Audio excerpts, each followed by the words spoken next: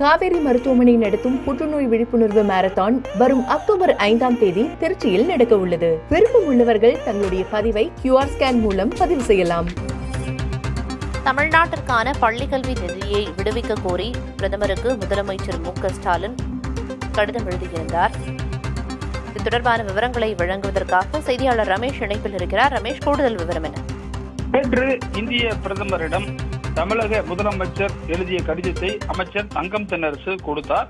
அதில் பல்வேறு விதமான அந்த SSA என்று சொல்லக்கூடிய தமிழக அரசுடைய பள்ளி கல்வித்துறைக்கு கிடைக்க வேண்டிய நிதி 2151 கோடி ரூபாய் தர வேண்டும் 2024-25க்கும் 25-26ஆம் ஆண்டு இந்த ஆண்டு நடப்பு நிதியாண்டிற்கு PM ஸ்ரீ புரிந்துணர்வு ஒப்பந்தத்தில் கையெழுத்திடுவதை நிபந்தனையாக்காமல் நிதியினை விடுவிக்க வேண்டும் எனவும் முதலமைச்சர் கேட்டுக் கொண்டிருக்கிறார். மற்றொன்று, தமிழ்நாட்டிற்கான ரயில்வே திட்டங்கள் 10 ஆண்டுகளுக்கு முன்பு அனுமதிக்கப்பட்டு செயல்படுத்தாமல் உள்ள திண்டிவனம் செஞ்சி திருவண்ணாமலை ரயில் பாதை, ஈரோடு பழனி, அதே போல மதுரை தூத்துக்குடி, அத்திப்பட்டு புத்தூர், அதே போல மகாபலிபுரம் வழியாக சென்னை கடலூர் 180 கிலோமீட்டர் ரயில் பாதை, இது போன்ற பல்வேறு திட்டங்கள் குறித்து முதலமைச்சர் அதை விரைந்து நடவடிக்கை எடுக்க வேண்டும் என்று சொல்லியிருக்கிறார். சென்னை பெருநகர பகுதிகளில் ரயில் சேவைகளை உச்ச நேரங்களில் இயக்க இடைவெளி நேரத்தை குறைக்கவும், குளிர்சாதன வசதி இல்லாத மின்சார ரயில் பெட்டிகளை கூடுதலாக இயக்கவும் முதலமைச்சர் கோரிக்கை வைத்திருக்கிறார்.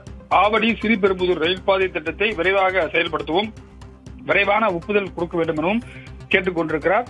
கோயம்புத்தூர் மற்றும் மதுரை மெட்ரோ ரயில் திட்டங்களுக்கு ஒப்புதல் கேட்டு முதலமைச்சர் கடிதம் எழுதியிருக்கிறார்.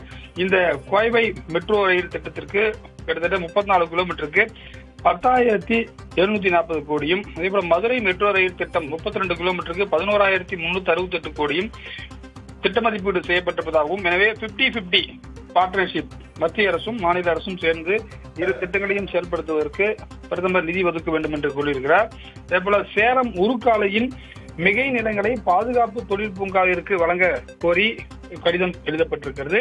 அதே போல இந்திய மீனவர்களின் பாரம்பரிய மீன்பிடி உரிமைகளை பாதுகாக்கவும், கைது செய்யப்பட்ட மீனவர்கள் மற்றும் அவர்களின் படகுகளை விரைவாக விடுவிக்கவும் நிரந்தர தீர்வு காண வேண்டும் என்று ஒரு 5 தலைப்புகளின் கீழ் முதலமைச்சர் இந்திய பிரதமருக்கு கடிதம் எழுதியிருக்கார். அது செய்தி குறிப்பாக தற்போது வெளியாகிருக்கிறது. பிரியா, விவரங்களை வழங்கியதற்கு நன்றி ரமேஷ்.